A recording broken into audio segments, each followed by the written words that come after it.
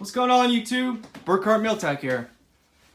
Today we're looking at two Kryptek camo patterns side by side. On the left, we have Highlander. On the right, we have Mandrake. Now, Highlander is supposed to be a transitional type pattern, and it's also in the name the Highlands pattern. It's more of a brown dominant camo scheme. It's only got one shade of green in it. I don't know how to describe the color. My wife hates how I describe it. I call it pus green, but I guess you could call it pea green too. Anyways, it's got like a snake scale scheme to it.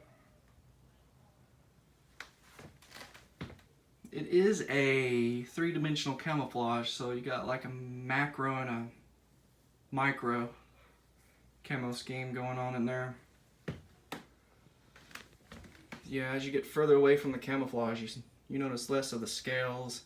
They become their own little blotches, but these start to become more noticeable as a pattern as you get further back. I don't know if I can get far enough back in this room to really demonstrate that, but they become their own little thing.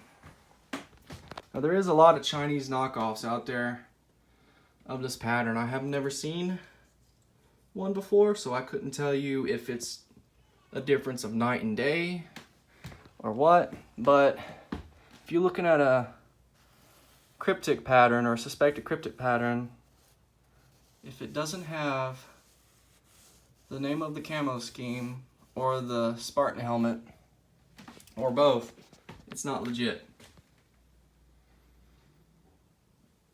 You may be wondering why I have the UCP hat up there, and if I remember correctly, I think that Kryptek was one of the camo patterns that were in testing by the US Army back in the early thousands when they were looking for a uniform to replace the M81 BDUs. And for whatever reason, the Army went with UCP. Now, take a look at the two of those. Which one of those stand out? One of them's lit up like a Christmas tree. Anyways, the Army was cheap, I guess. So, a little more close up.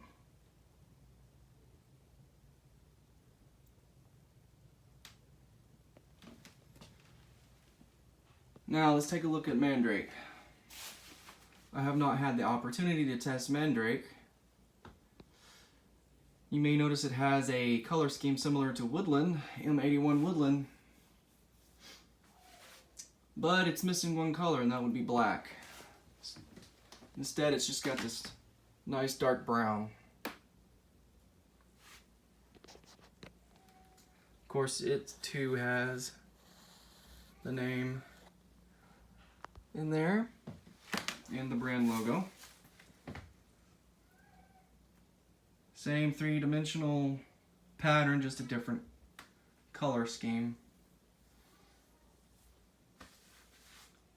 I would imagine this would do just as well as the M81 Woodland, but you never know until you test, so I'm going to wait until spring or summer to give it a little bit of comparison with the M81 Woodland, see how well it does. Another thing I forgot to mention is this Highlander here in the Eastern Woodlands does really well in fall and winter here, where there's a lot of dead leaves on the ground and just dead underbrush and all that. It just disappears. That's why it's used as a hunting camo a lot too. It's both. It's hunting and military. I think there's some units that wear it. Not necessarily US, I'm not sure. But I need to actually research that.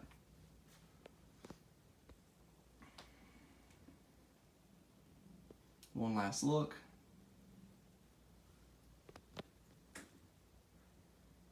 And we'll take one last look at it with the failure up there. Let's Just see how bright it is. I don't know why the Army went to that. It's a good thing they switched to OCPs. Well, anyways, thank you for watching. Like, subscribe, comment. Let me know if there's any camo patterns you want to see these two things next to. An example would be, say you want to see multicam compared to Highlander, or DPM up against Mandrake. Like, subscribe, comment. Thank you for watching. Burkhart Miltac signing off.